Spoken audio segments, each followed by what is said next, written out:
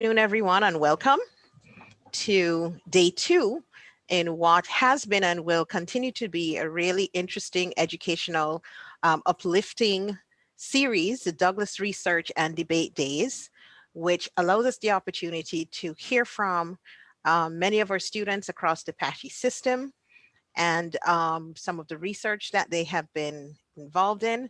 But before we go ahead, I just wanted to notify everybody that this session is being recorded. And by way of you remaining in the room, we take that as you consenting to being recorded. We're also going to be streaming live. So again, just giving you that heads up as well.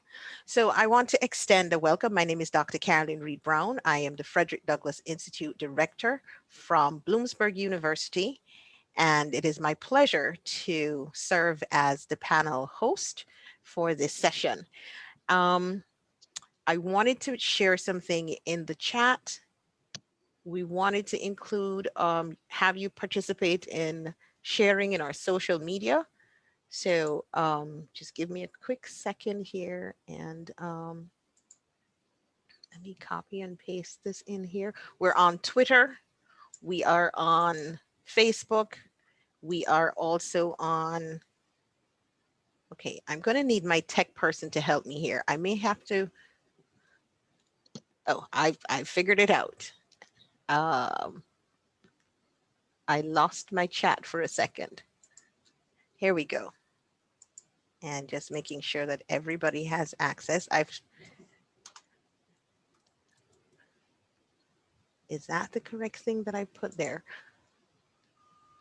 You know, this is what we call the technology gremlins, when you have everything set up and then suddenly it decides that it wants to do something else. So I'm going to post for you or Instagram. We can get And that social media in, Dr. Reed Brown, if you want to continue. We can put that that up. would be so helpful. Okay, Yeah, so no see, that's problem. what happens when you have an amazing team ready to roll.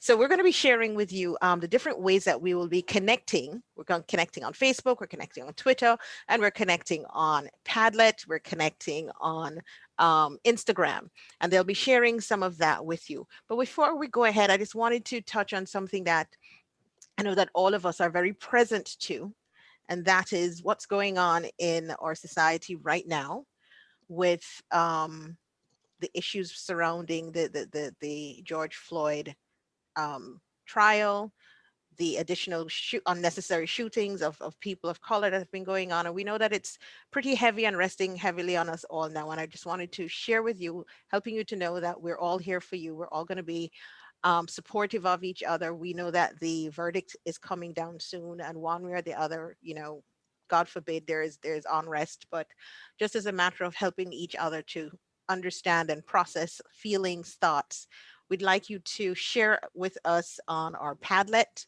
as we go throughout, not just today, but the remaining days of our sessions. But certainly as we go through today's presentation, just continue to share, lift each other up as we go along. Our conference organizers, we're going to be sharing with you as well as we go along. Everybody's going to be in solidarity with our people, because I tell you, this morning I watched the news which showed footage of one of the latest victims, a 13-year-old, and it really I brought me to a place of I honestly have no words. And so we really need to be there for each other. And one of the things that we'll be seeing throughout this conference is various people sharing about issues that impact communities of color as it relates to diversity, equity, inclusion, access, policing of our bodies. And we're looking at it through various lenses, through various disciplines, but all of it through that concept and thought prism of social justice. Again, feel free to share with us on our social media as we continue throughout this session. So I would like to take this opportunity now to introduce our speakers. With us, we have Serenity Vidot, and we also have Emily, and I hope I pronounce her name correctly, Behm. Behm, yes, thank you. There we go. And they will have an opportunity to introduce themselves in more detail as we get into their sessions. And just as a reminder to you, at the end of our session, we will be giving you a link that you will use as your attendance voucher. So again, I'll remind you about that as we come to the end. There's also a conference evaluation, and we will be providing you with the link to that conference evaluation as we get to the end of our session. So with that, I'm going to turn our presentation over to Serenity Vidot, who is our first presenter for the afternoon. And Serenity, the floor is yours. All right. Hello, my name is Serenity Vidot. As she said, I am a sophomore majoring in audiology and speech language pathology and minoring in Spanish. And I will share my screen here to let you guys know what I'm presenting on. Let's see.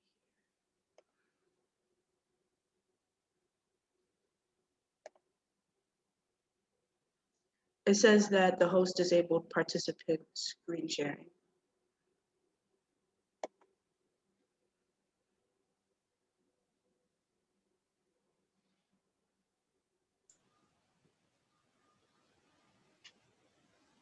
Are you not able to share your screen? That's what you're saying? Yeah, it says that I'm not able to, that it was disabled. Okay, let's see if we can address that.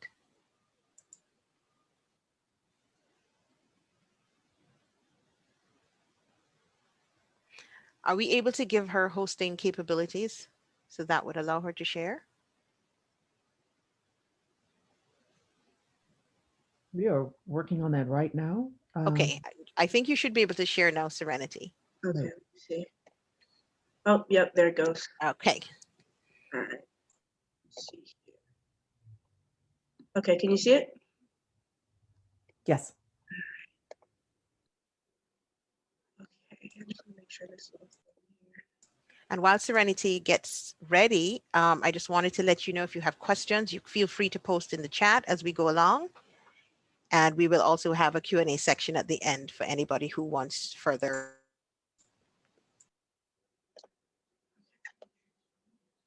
All right.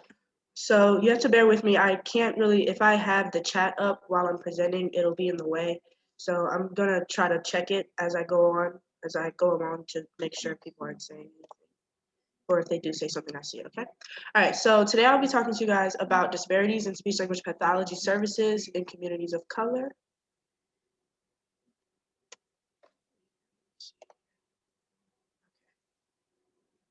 All right.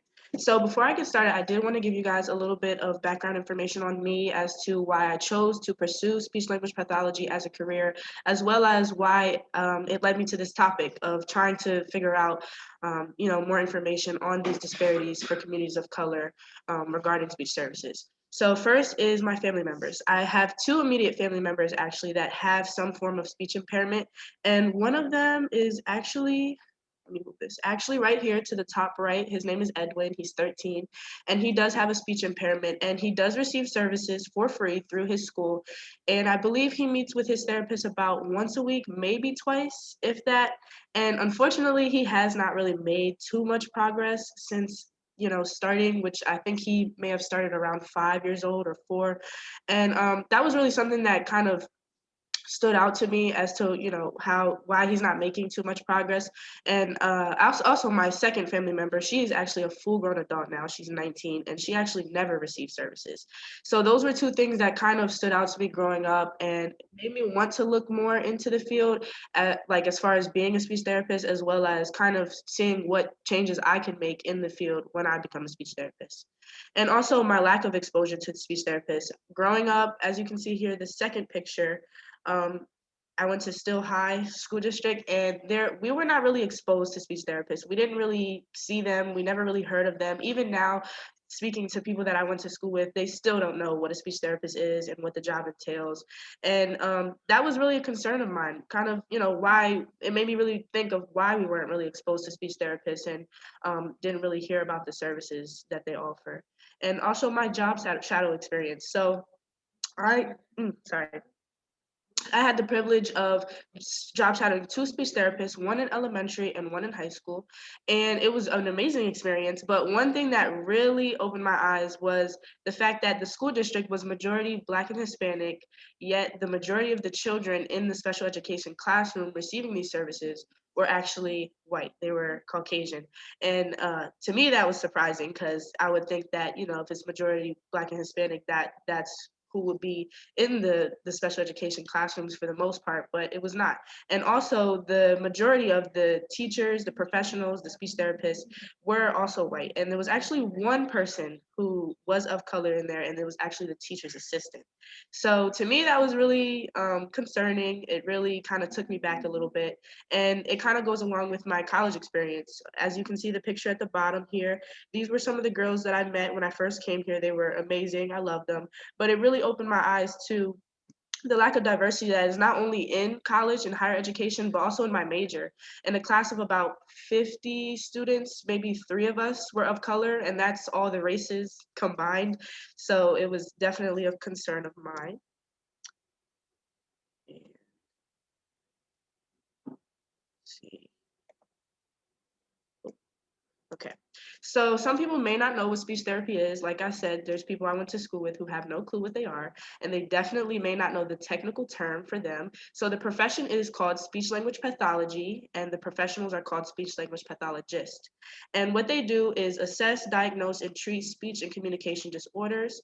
And some of the people they help are persons with speech impediments like stuttering or prolongation of words, and people with special needs, for example, children with autism, or maybe adults, you know, with autism.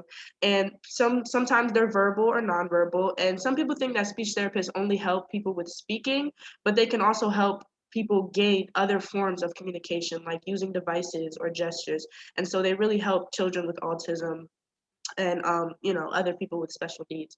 And also TBI, so that's traumatic brain injury. So if someone has a stroke or a car accident and they need to learn how to walk and talk again, a speech therapist will be able to help with that. And even accents, you know, if someone has an accent and they kind of don't like it and they want to, you know, get rid of it or try to dilute it a little bit, they can also hire a speech therapist to help them with that. So some of the background things to the problem for the topic that I'm talking about are that according to the U.S. Department of Human Services, about 1 in 12 students ages 3 to 17 across the United States have been identified as having some form of communication issue, whether that be voice, speech, language, or swallowing. And unfortunately, only half of them were reported by their parents to be receiving services. And I don't know if you guys know, but the likelihood of a child receiving services beginning in kindergarten actually decreases if they are Black, Hispanic, or they come from a non-English speaking home compared to, you know, otherwise similar white children. And also the risk of reading and behavioral problems also is higher, and so is the risk of unemployment and underemployment. So when I found out some of these things, I really, you know, started thinking as to why, you know, these issues may be occurring and some of the causes to these issues. And I came up with 3 main things. So the first thing is the lack of diversity within the field. Like I said, when I, you know, first came to college, I noticed, you know, there really were not too many people who looked like me or came from similar backgrounds as me. And that really, you know, was concerning to me. And it made me realize, you know, what I have to face once I graduate and actually go into the real world and enter into this field. So I felt like that may, you know, really be a problem as far as representation.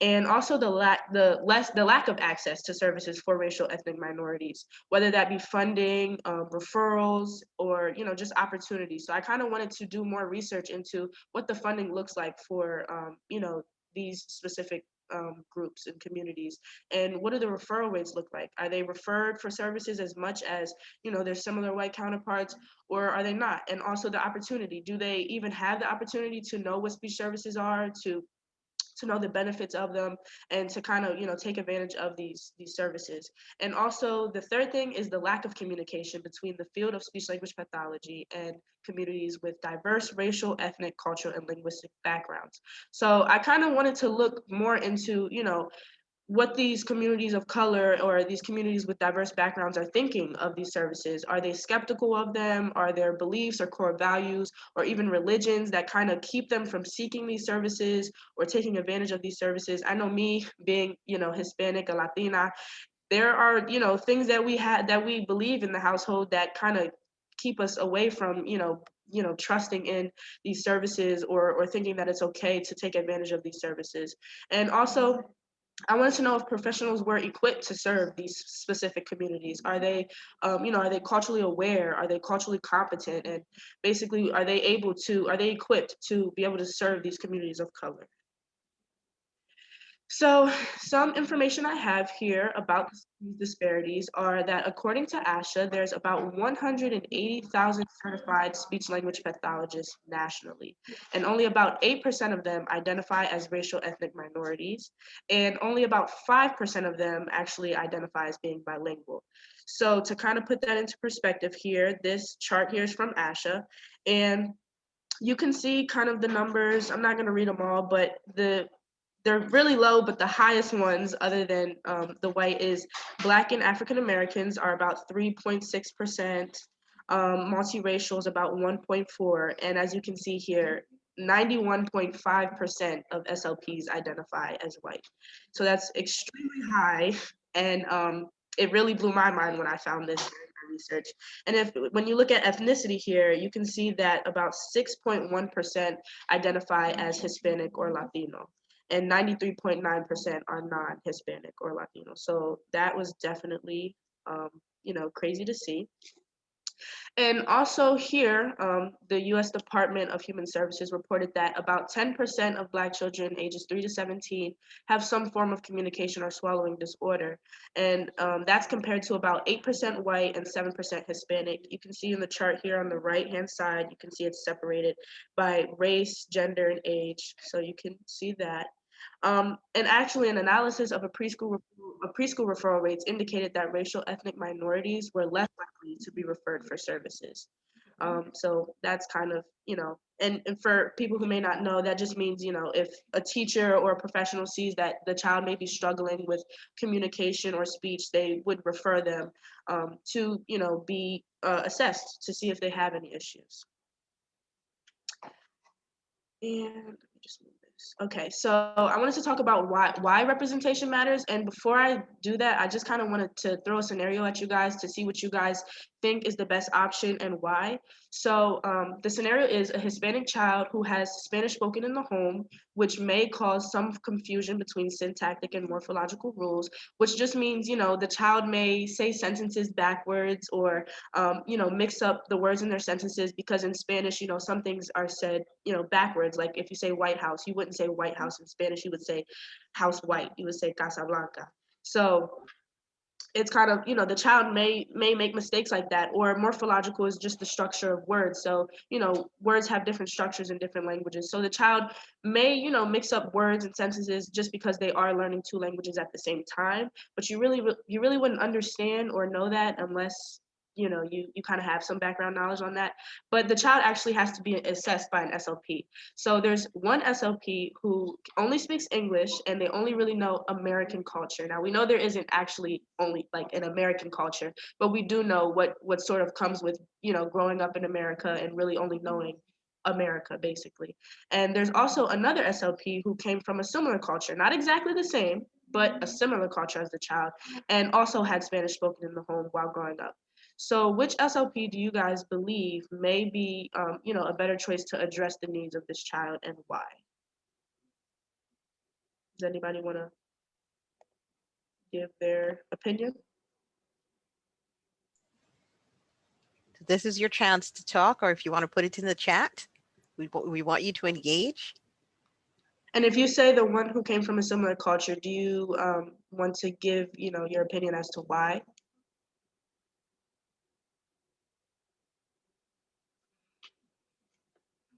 I see Emily said the one who came from a similar culture. Yep, because it would provide common ground. I'll just speak mine. My fingers are tired. I think that the one who's coming from the same culture the child might have an easier time connecting with and trusting. But I think if they're both trained professionals Mhm. that and trained in their appropriate ways, they probably both can be helpful to the child. It's just a matter of how quickly and easily that rapport can be built.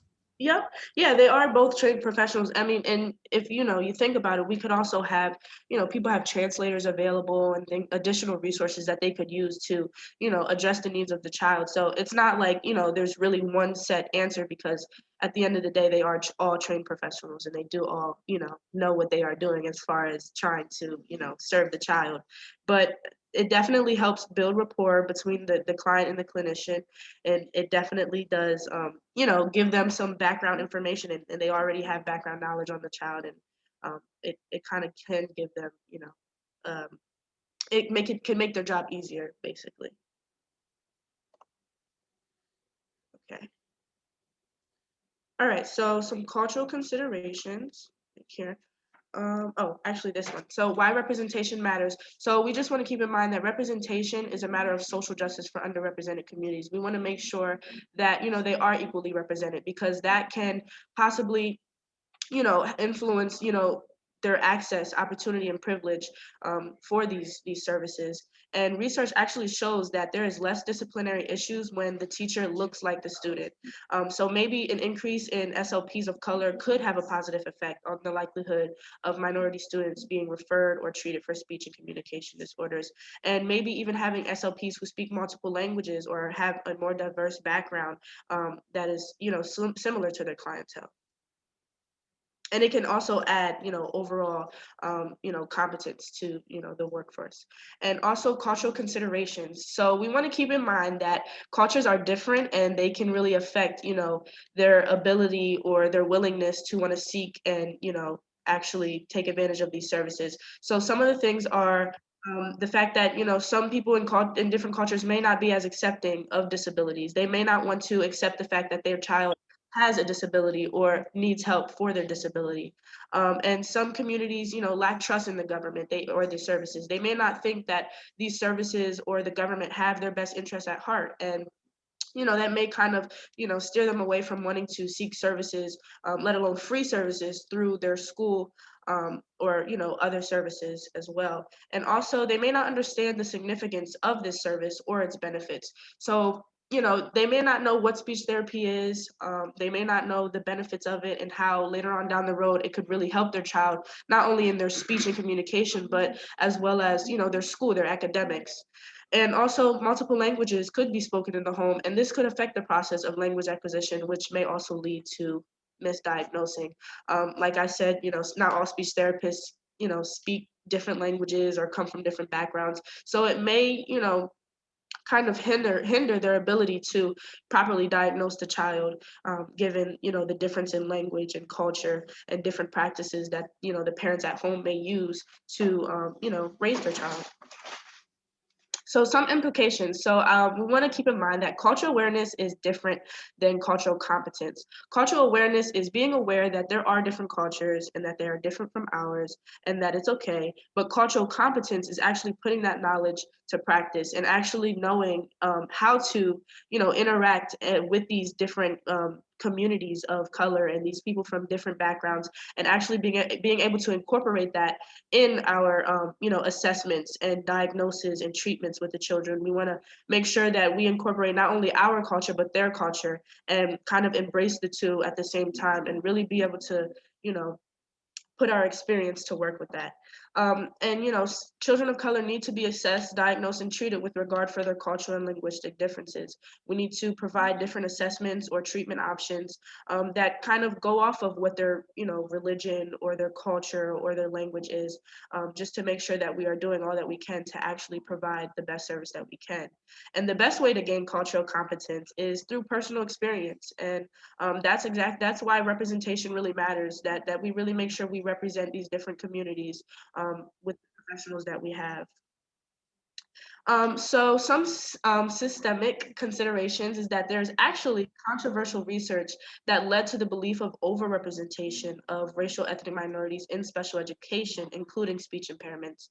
But actually, recent research found that when factors of socioeconomic status, exposure to lead, and low birth rates were taken into consideration, they actually found that minorities were found to have less or poor access to services compared to their white counterparts. So that actually means that, you know, when they take these other things into consideration, which actually minorities are more likely to be exposed to these factors, that they actually, you know, should be, you know, receiving help more, because these different factors are, you know, increase your likelihood of you know, having some form of, you know, maybe intellectual disability or some type of disability.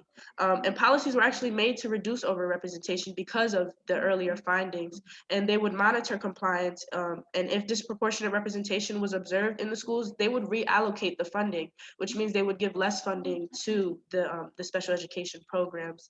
And these policies, you know, following the misconception, you know, may have a huge effect on the likelihood of these children being referred, assessed, or diagnosed and treated, you know, for services. So some recommendations for research. I think that we should really research more. More research should be done in schools with majority Black and Hispanic students. I know when I was doing my research, I found that there really was not too much information in these specific communities. There was not too much research or data really put out there about these specific communities. So I think we should definitely do more research in that, you know, that area. And I think we should consider, you know, additional factors that may affect communities of color while conducting research. Look into different factors that may affect certain communities more than others, because I think that really plays a role into, you know, why or why not they may be receiving services, or maybe receiving too much of the service compared to, you know, what the statistics say they should be receiving. And also get insight on the difference in family practices and values based on language and culture. Like I said, you know, they may have a different way of teaching their child how to walk and talk. It may be, you know, backwards from another culture or, you know, language or religion. And also do further research to discover the root causes or beliefs that may contribute to the hindered connection between these communities, and also speech services. And then just some recommendations for policy. I think we should revise policies upon novel evidence. Just make sure we're always up to date with that, and increase diversity within the fields that engages within the fields that engage the most with these specific populations, and be intentional about recruiting persons of color to go into these specific communities. So, you know, if we're in a community of majority Black and Hispanic, make sure we have professionals there that equally represent the students that are there. And also make sure we recruit people, more students of color, to join the field of SLP. I would love to see more people of color, whether they are Hispanic, Asian, Black, it doesn't matter. I just would love to see more people of color, a more diverse field when I, you know, graduate and go into it. And just recommendations for practice. The most competent workforce has professionals from a variety of cultural, linguistic, and economic backgrounds. Cultural competence is key. And also make sure we incorporate diversity in our therapy sessions. Make sure we have books that, you know, have people from all different colors and genders and religions, and make sure we incorporate diversity in our activities and our conversations. Make sure we are intentionally, you know, trying to be diverse with you know, our conversation with our clients. And as always, make sure we train our SLPs. That's always the best option. We know we can't have, you know, people from all over with different backgrounds. That's not always, you know, it's not always what we want it to be, but we just want to make sure we train our SLPs and make sure that they are equipped to serve these communities. And that is all. Hope you guys liked my presentation. Well, thank you very much, Serenity. And we are going to open up the floor for a few minutes of questions. We're also going to have a section at the end where we will take questions from everybody. But if there's any pressing question that anybody wants to pose to Serenity right now, we would be willing to take that for a few minutes. I have a question here in the chat that's from Shannon Musgrove. She is asking, how could someone support change of policy? Would this be a push at the state level or within the school districts? What do you have to share with us, Serenity, on that? That's a great question. So the first thing I know, the first thing that I'm doing is to educate myself and to find out about these policies, because I didn't know until I did my research that these policies, kind of look at overrepresentation and then reduce funding, thinking that that will help the situation. So the first thing I would say is to educate yourself and then educate others and kind of spread the word. And I definitely would say I think you said state level or in the school districts, I would do the state level, because we can, push the school districts, but at the end of the day, if they are funded by the government and, have to listen to policies that are, that our government makes, I think I would definitely push not only on the school level, but also, on the state or, federal level. And we're seeing quite a number of comments in our chat that are very interesting. Nicole is sharing with us about what's going on with students being pushed through the MTSS process. For those of you who are not in education or not in special education, MTSS refers to the multi-tiered systems of supports that we use as it relates to academics and behavioral, addressing behavioral concerns. She indicated that there's currently a lawsuit and that schools are now having to revamp their MTSS process, moving students immediately on the path to receiving educational services, special educational services. I did want to speak to that. So that is true. When I was doing my research, I did find that they're kind of trying to delay processes, or trying to, if they think the child has needs, but they're like, well, the needs are not that severe or things like that, they kind of would, push the child off or give them services that are not as intense, to try to, save money, basically. And so it was really something that, was disappointing to find out, and especially for, communities of color. As I feel like, we really have, services for us are due. We deserve the same amount of services, the same amount of referrals. If people see issues in children of color, they need to, try to seek services and refer them just as much as they would other communities. Well, I thank you again, Serenity, and just a little plug for Serenity. Fortunately for us at Bloomsburg University, Serenity's research that she shared with you today, she will also be presenting it at an international conference in the summer. So kudos to you, Serenity, and we know that you're going to continue to explore this field and make a difference. So with that, as we continue our conversations about racial disparities in our career fields, we just heard about speech and language pathology, and now we're going to have Emily Behm, who's going to share with us about what it looks like in special education. So Emily, I'm going to ask you to just give us a brief introduction of yourself and then dive right into your presentation. Thank you so much. I really appreciate you having me here today. And Serenity, excellent job on your presentation. I really, really enjoyed that and definitely learned a lot of things that I was unaware of before today. So thank you for that. Hi, everyone. My name is Emily Behm, and I'm currently a school counseling K-12 major at California University of Pennsylvania.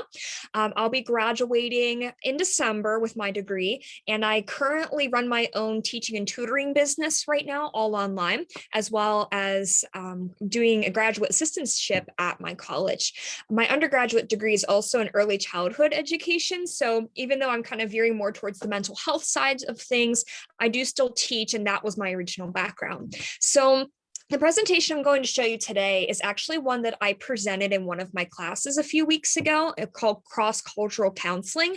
And it really inspired me to want to present this research more, because it's still in its very early stages, at least for me, of understanding the issue and researching it. And it really has made me want to dive more into this topic. So I would like to present a little bit of what I found to you today, and would love to engage in discussion with all of you today. So I'm just going to pull this up a little bit bigger here. Okay. So today I'm going to be talking about the disproportionality of students who are minorities in special education in urban settings. So I'm going to not only talk about the statistics, but also what disproportionality is, what that looks like, and how this impacts students and the community as well. I also have some proposed ideas for possible solutions, but I also am very mindful of the fact that this is going to take time, a lot of effort, and a lot of research to really delve into. So I'm going to present that to all of you, and I would, again, love to engage in conversation and questions as well. So to summarize the issue of disproportionality, basically what this is it's the overrepresentation of minority students identified with a learning disability or another type of disability under what we call the Individuals with Disabilities Education Act, or IDEA. And for those of you that aren't familiar with IDEA, this actually has 13 different disability categories under this legislation. So what disproportionality is that there's an overrepresentation of these students that are identified with either a learning disability or another type of disability, which can include physical disabilities. But we'll dive a little more into the statistics I found later. So overall, that's what disproportionality is. The term overrepresentation can kind of be used interchangeably, at least from what I am understanding. And so to kind of delve a little more into the factors that cause overrepresentation, there are several of them that contribute to this issue.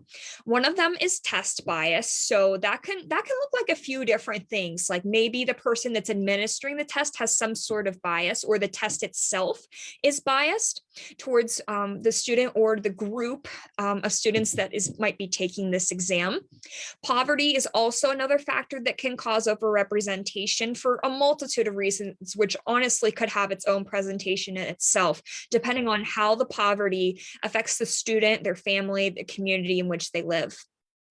Another factor is poor general education instruction. So one thing that I have learned over the years, at least, and someone can correct me if I'm wrong, it almost seems as if a student might be in poverty, might be an area in which that might be poverty stricken, that general education instruction might vary, because if there's not appropriate funding for the school to get the appropriate materials they need to make a conducive learning environment, then that student's education may not be as challenging and rigorous as it needs to be. So that could definitely be a factor that plays a role in overrepresentation.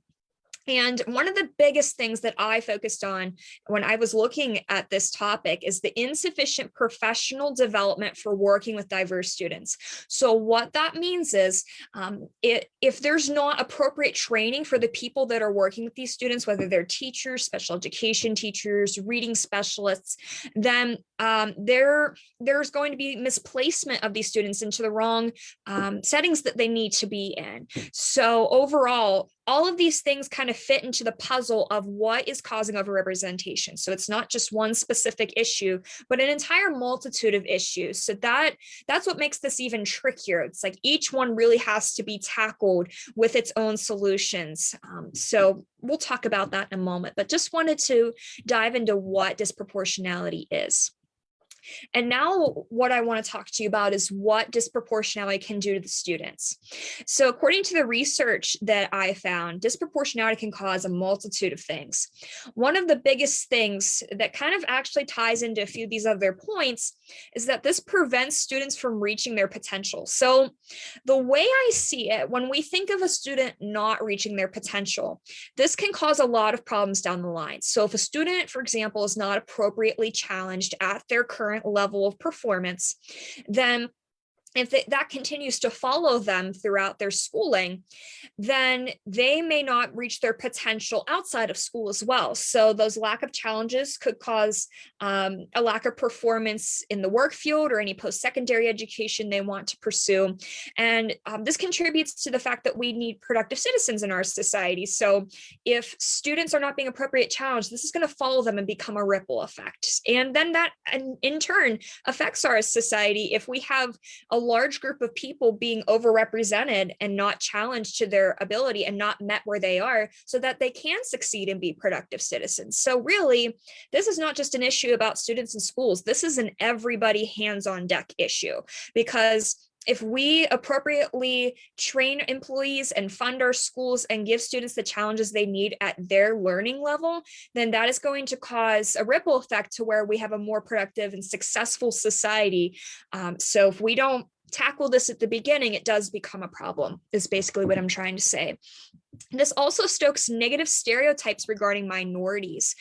So if there's an overrepresentation of minorities in special education, then that can cause a stereotype, which we already know that there are plenty of them out there. And this just continues to stoke that negativity, which a lot of us are trying so hard to navigate and work through. And this just adds another layer and another burden to carry. And it's sad. When I just read this, my heart dropped, because I just thought one more thing on everyone's everyone's plate. It's really sad. So yeah, that's another thing that can stoke a negative stereotype.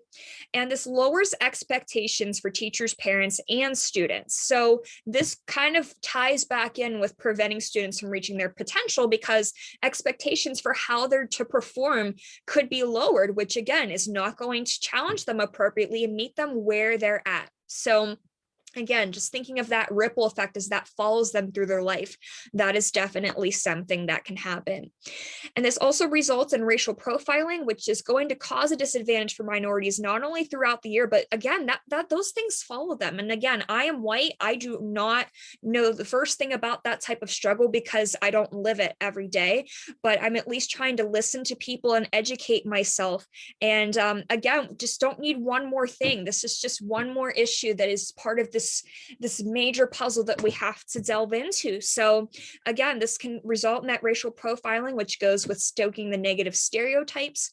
And this prevents schools from adjusting curriculum and teaching strategies to meet instructional needs of diverse students. So again, not meeting students where they are, not meeting their needs, is just going to cause a major amount of problems, not only to the students, but again, to the community at large, and will follow students through their life. So as you can see, disproportionality has a major effect on how students are going to grow and prosper during school and through their lives.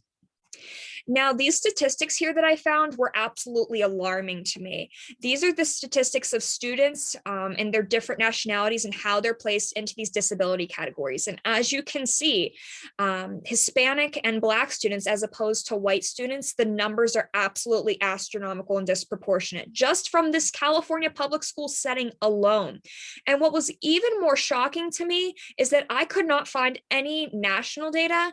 I could not find anything more comprehensive than this. And that absolutely alarms me as well, because if it's happening this big in this one public school, what are those numbers like as we look throughout our nation? So that's going to be something that I talk about here in a minute.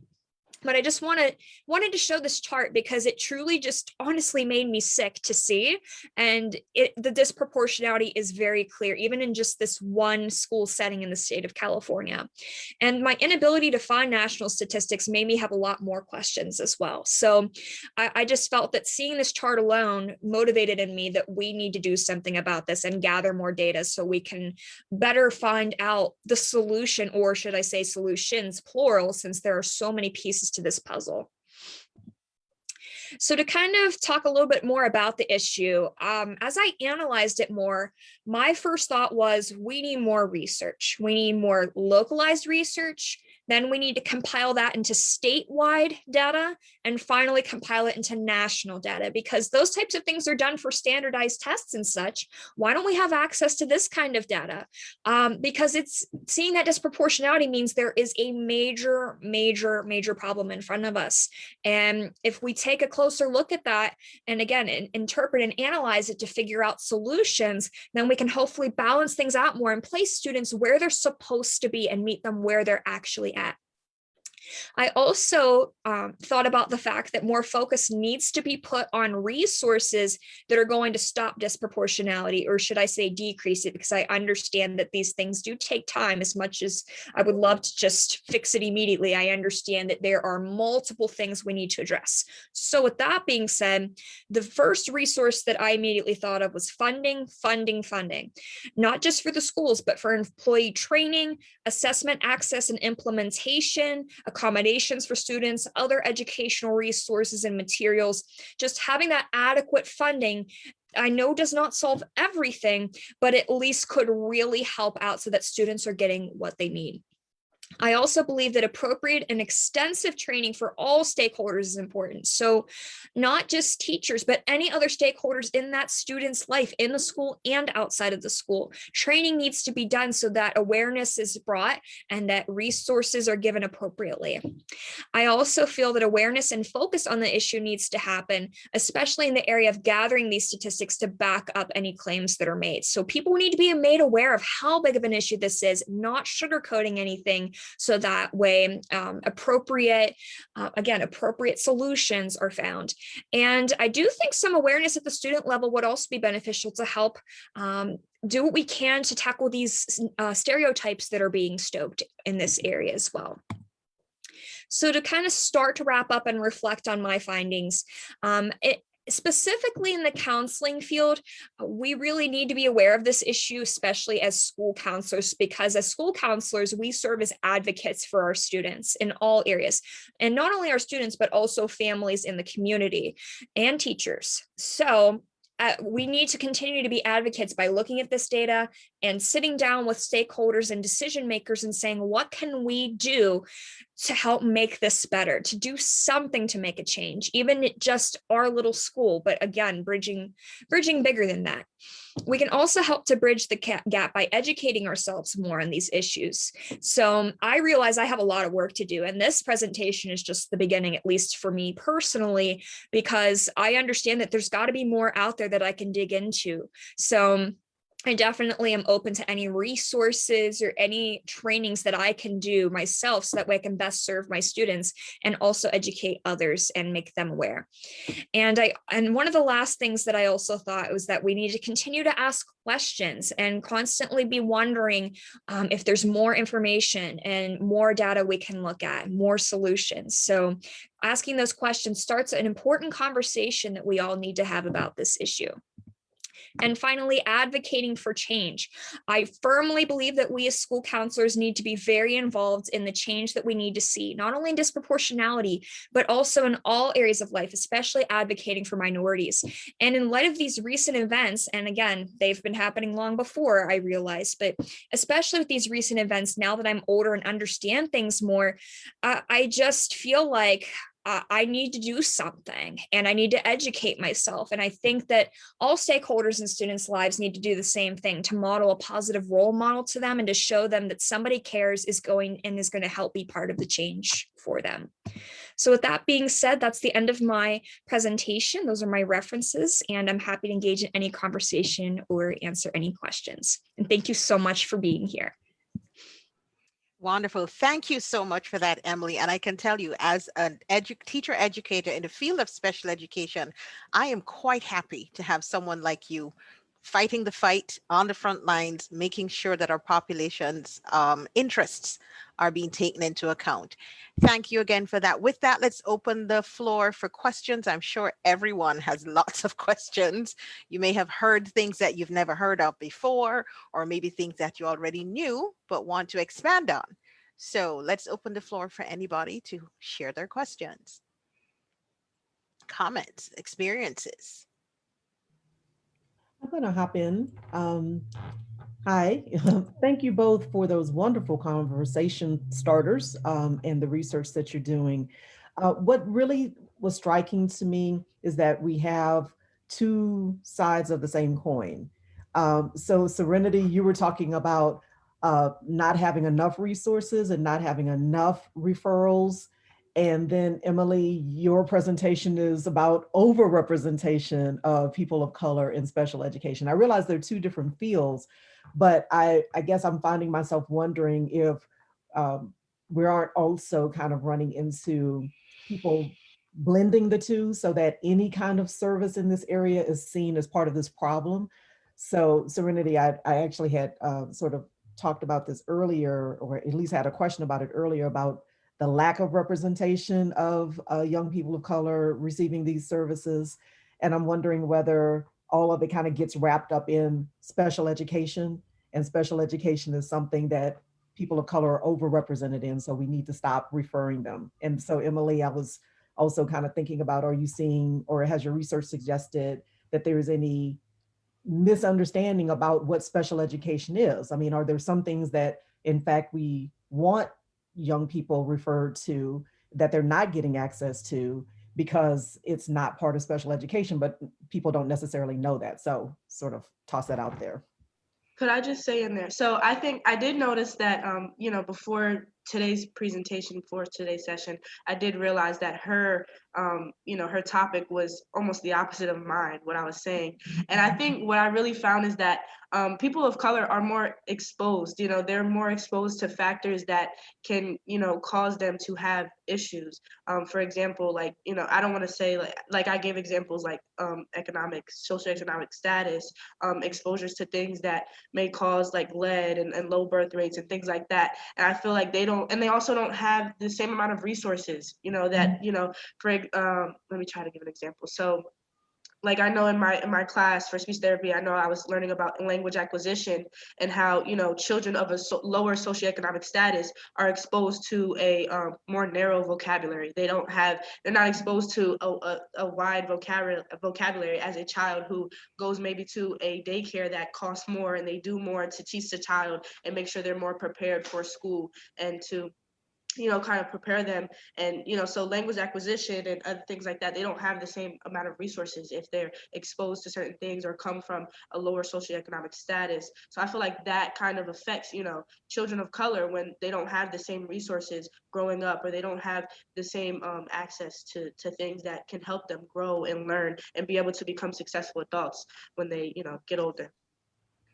And if I may interject here, one quick thing I'd like to do. I'd like to acknowledge Dr. Veronica Watson, who is the president of the FDI Collaborative. And we just want to acknowledge her in our presence. I should have done that at the top, but thank you so much, Dr. Watson, for being here.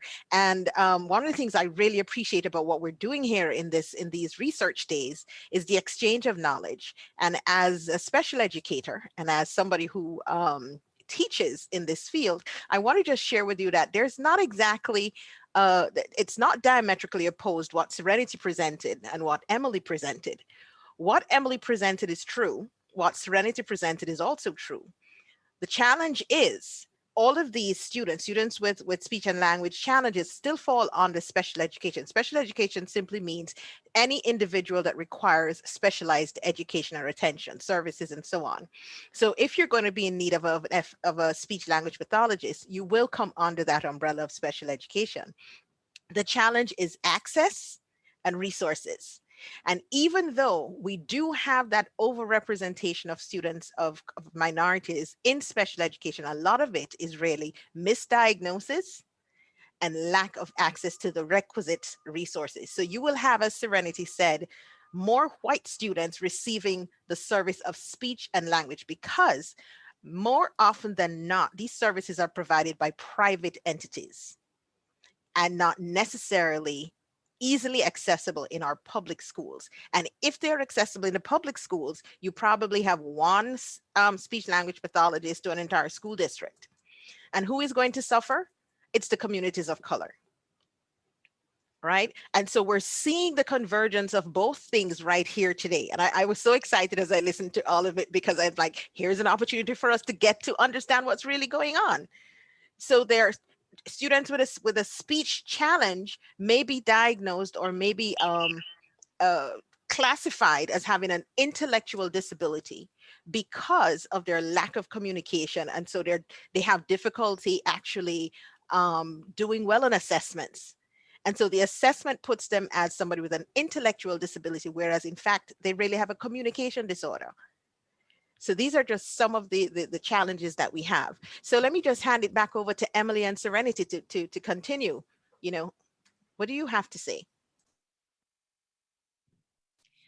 I definitely feel like I'm learning a lot today, and it's so much to take in because I did not realize, like I said, that there was a lack of people taking those resources in speech language pathology. And it's so interesting because, like you said, it's almost like we kind of had two different sides of the coin, but yet it all wraps together at the same time. So I guess a question that I have in my mind is, what do we do to advocate for more equal access and opportunities like that? Like, what can I do as a future school counselor to help advocate for that and to help raise more awareness? Because I definitely am interested in kind of delving more into this, because I know that I merely probably skim the surface of the research. So I'm definitely curious to hear people's thoughts on that. Okay, thank you. So Lillian, go ahead. Lillian wants to share. Okay. I kind of had my hand up even before she got to this point, because I think the problem starts before the children are of school age. There is a lack of identifying our children of color or minority children as needing speech language pathology or some of the other intellectual, and other behaviors and concerns before they become of school age. I personally experienced this with a nephew of mine, where when my sister told me that at 3 years old, when he was still not talking, that the doctor said, no, he's just lazy, you're doing things for him, or he has older siblings, which he did not at the time, living with him. And so they're anticipating his needs. I said, no doctor, no pediatrician told you that. I didn't believe her. I had to go with her to the next appointment and hear that. And I was like, oh no. And I've talked to other parents, and I've worked with some parent education programs with students and parents, with celebrating families, strengthening families, and now strong African American families. And I'm finding that this is a common problem. This is a concern.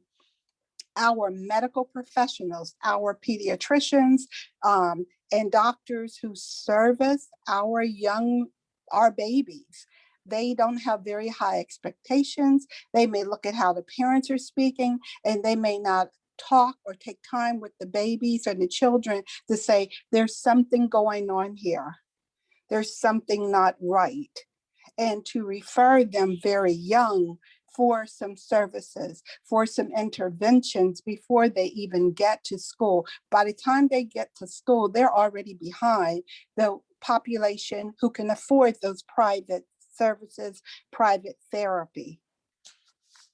So that, so my thing is, it starts before it gets to you. And then when it gets to the school system, is in the poor communities, socioeconomics is going to play a major part, because the resources, like you said, if you have one speech language pathologist who's served an entire school, and sometimes they rotate between schools in our area, that's ineffective, because they're not able to really work with the parents. In all the cases where I saw where, I worked in the professional field, whereas my supervisor's daughter had a child that had some language deficiencies identified by the time she was 10 months old, which to me is like, wow, that's phenomenal.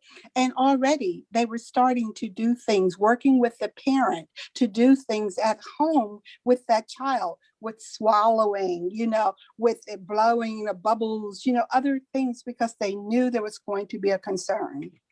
We are missing that. Yes. Yeah, Thank you so much. Sorry, I did want to say that is a good point. Like she said, but wait, hold on. Okay, so I did want to say that the speech therapist that I was job shadowing, as far as like, there being one speech therapist for a whole school, I did, witness that when I was watching her. She would go between different schools, and then I know the school that I was at when I was job shadowing her, I think she was running late, or something had happened, and she was like, now I need to cram in all these children and cut down their times and only see them a certain amount of days. And I was just watching it, and I was like, this child is not really going to benefit from this session just being 15 minutes. Like, and I was watching it, and I just couldn't believe it. And I was like, this is why, like, it took me back to my little cousin who received speech services through the school. He has not made any progress. And I think he needs to see a speech therapist more than just once a week, especially now. It kind of frustrates me because he's 13 now. It's kind of like there's only so much progress he can make now as he gets older, because like she said, the younger you start, the better you can get ahead of the problem, and it will not affect them as much in academics and in their adulthood. And that really was frustrating to me, seeing my own cousin have to go through that. But I also want to say that we don't want to put it all on special education and the services. Like she said, in the home, we have to educate, these families on these services, and kind of helping them realize and recognize when their child may have an issue, may have a problem, and need to seek additional services. Or maybe to realize when, a professional gives you one answer, not to just take that answer and believe it. Maybe get a second opinion, or maybe, realize that they deserve, better treatment, better services, and maybe a better opinion. And I feel like it really, really that's a really big part of helping your child is at home. It starts at home. We want to make sure the parents are helping the children. We want to make sure they are working with their children at home as well as in the schools. And I think we all need to work together to be able to ensure the success of our children. Thank you so much. And we have a hand, Evita Vidot. I hope I pronounced the name correctly. That's my mom. I figured there was a relation. So let's hear what mom has to say. Okay. Good job, Serenity. Thanks, Mom. Okay, so there's a lot being done. Not just my brother with his kids. I know when the kids were younger, we try to get. I know my mom tried to get him to get speech services outside of the school to try to, and then they just didn't do it. But as a family educator, I'm a family educator, so I teach parents to be teachers to their children. And like I just got off right before here, I was just on Zoom with one of my clients, and they have a 2-year-old, almost 2-year-old, that's not talking where he should be. So as a home visitor, but right now we're on Zoom, but as a home visitor, these programs that are out there are able to go into homes and interact with the families and see what the needs and link them to resources that are out there. So for example, the majority of my clients are Nepali. They're Nepali speaking. That's probably about 95% of my clients, my caseload. And it's been like that probably for the last, I would say 3 years. 4 years has been the majority. And they don't necessarily know what's in the community, what their access for. The kids are they're throwing them in ESL because the parents usually are primary Nepali speaking, and they put them in ESL classes. And I'm looking at some of the kids, and I can see when there's a delay. I'm doing screenings on them, and they're not where they're at. And then I see the way they're speaking. And like, for example, like they're pronouncing words like this, or they're not saying. And then a lot of these kids, they speak English better than Nepali, because they're already, especially if they have the older kids, their older siblings that's in school already. So, and they're watching TV, they have iPads, they're all watching English, and they speak English better than they speak Nepali, but they're sending them to school and putting them ESL. And I'm like, well, I think they would benefit from to get evaluated for speech, services. And so I have to teach my parents how to advocate for the kids and how to request testing and how to request this, because they're just passing them through. Oh, ESL, the quick. And it's not just in the Nepali, Spanish too. They're quick to put them in ESL or the ELL program versus evaluating and see if they need speech therapists. Then a lot of them, the doctors, for example, the one I just had, they went to the doctor. Oh, he's fine. Just give him time to start talking. Like, no, we need to address this now, because if he's not at where he should be for this developmental screening, well, what are we doing? Is this something that you can do as a parent to help, or what are some things we're going to do? So right now, I'm doing something for 2 months to work with them. These are things you can do with your child to help improve the language. Now, if to 2 months, we're going to do another screening. If the child is not where he should be, then the father agreed that, okay, we're going to refer to early intervention. And then they will come and they will evaluate. That way they can intervene, and then we can work together, because they will work with the child more. And that's what I have. I had 2 families that I referred, and they were both Nepali speaking, because the child they're not where they're at. But there's so many kids getting lost in the system because they're not getting referred. The doctors, just like Miss Lillian said, the doctors, there's a whole process of development, the whole development. And development includes you're supposed to be your doctor. They're part of the development of the child. So they're supposed to see, okay, how they're growing, how's the development doing. So if they're not where they should be, they should refer. Parents let them know, they let them know. I also have a family educator that's working with me. So there's a lack of big services when it comes to these services. And families need to also know that you can also get services outside the school. It's not just the school. Just like they get one time a week, like I think Edwin gets once every day or twice every other day, 1 and day 5 or something like that. And he gets his speech therapy, and it's not enough. So I encourage families, look, you have these services, you can go to Hirsch, you can get a specialist, you can go outside and get more hours. And you as a parent have to work with your child as well, because it's a process, not just the providers, you as well can help your child with the things. So, and that's what I try to do. I really promote advocacy, advocate, and you're your only child's advocate. No one's going to fight for your child. You have to do it. So I think Knowledge is team power. everyone Yeah, we definitely need to work with the schools, and I think it's a big issue. That's like state, federal, and yeah, together we can do it. Make some changes. Thank you. And I'm sure everybody, you can see where Serenity gets her push from. And I just wanted to share something that Nicole's put in the chat. Nicole said, also students of color with possible disabilities are overlooked because of behavioral issues, which can lead to parents disengaging from the school due to negative feedback of their child. I'm sure we all know where you're preaching to the choir. This cycle causes students to go undiagnosed, misdiagnosed, particularly in their early critical years. But something she says here, which I say to my students very often, she says there's another issue that the schools, once a student is deemed to be at 80% accuracy, they're exited out of speech services and they still need and could benefit from continued service. So one of the things I say to my students, imagine you are on the table about to have surgery done.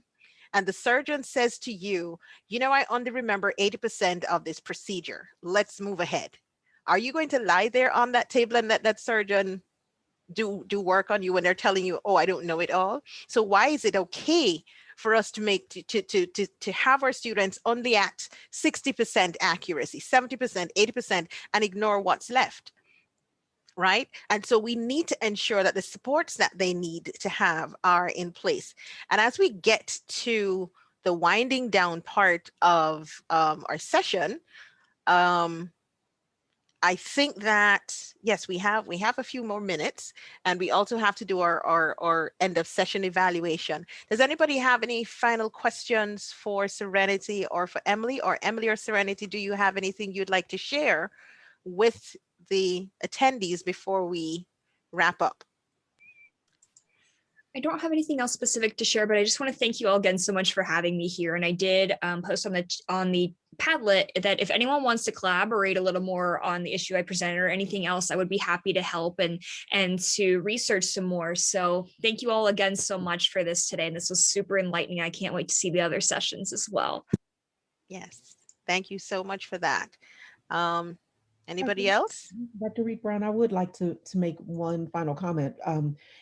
It feels to me, of course, being an outsider, a community member who doesn't know, so maybe kind of the ideal person in this regard, I do want to keep Emily's research in mind, where we do see this overrepresentation, and maybe it's simply about what is being targeted there. So it's emotional, it's behavioral, rather than things that can be addressed through professional help. But I guess I'm finding myself wondering how we strike that balance between making sure that people are getting the services, but also recognizing that for Black and Brown kids, they're often stigmatized, they're often shuttled into programs that provide less than what they require because they've been labeled in a certain way. So that's what I'm thinking about right now. I did want to touch on that. So that's also another thing. It's overrepresentation, because that's what I learned and that's what I thought before going into my research. I was like, they think a lot of people of color, have behavioral issues, or they're not as smart as other kids. But the way I look at it is the lack of resources. The lack of education. The proper being represented in education and financially. And that's why these students fall behind, because a lot of the students here that I go to school with, it's not because and they're of color, it's not because they're dumb, or they're not smart. It's because they were not given the proper education to be successful. So I don't want to say that it just means that they need extra services and special education. They just need to be given the proper services to begin with, and be given the same start that other communities were given, so that way we can be on the same level and work to be on the same level. So as far as overrepresentation, like I said, Emily's work is not, it's definitely valid, and it's definitely something that I believed in at first, as far as special education as a whole, which is not just speech services. So that's definitely something that I want to bring light to. It's not because we need extra services. We just need the proper services to begin with. And then, overrepresentation will not be, it won't happen. So. Thank you. And I'm always looking for, how do we solve the problems that are presented? And I think it was Dr. Watson who asked a question at the start: how do we address that representation concern? How do we encourage more persons of color to get involved in the field of speech language pathology, and certainly in special education and as a whole. And I think that everybody here, I'm sure you have ideas. Can we come up, as a whole with probably just two ideas that we can actively do to make a difference, something that could help to inform both Emily and Serenity's research as they continue along this line. Anybody, any ideas? And while you're thinking of that, I'm going to put in the chat the link for the evaluation, our session evaluation. Anyone? Getting more people to know what the fields are so that they will consider it as a career path. I haven't quite figured out how we do that.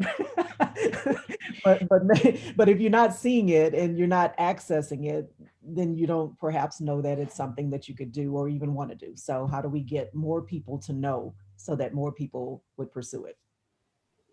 And I think the FDI Collaborative is a good place to start. So that's one idea. Anybody else? I think it would be a great idea if they would attend city council meetings and school board meetings and voice their concerns at the lower levels of society within their community, and then take it to maybe get some petitions and lobby before Congress for these particular things, that because these disparities happen they're statewide, they're nationwide. So I think that voicing your concerns, showing up at the meetings where your taxpayer dollars go, I think that'll be a great start. And you hit the nail on the head. Where your money goes, always follow the money. And it's very important that you talked about starting at your local level, because a lot of the times people go to Congress and they testify in front of Congress, but it doesn't trickle back down to your community. And so it is very important. So Serenity and Emily, we expect you to be at your next city council meeting talking, and you can tell them that Mr. Patrick sent you. Okay, so as we wrap up, I have included the link there for our evaluation, and I'm also going to include your attendance voucher for this session. So let me just put that link in the chat as well. Just to be clear, the presenters should also participate in the evaluation. There's a section there for you. Yes. All right, so with that, please make sure that you have copied the links that we have there. And I just want to let you know that we have more sessions that will be on for later on today. Let me just give you a quick heads up.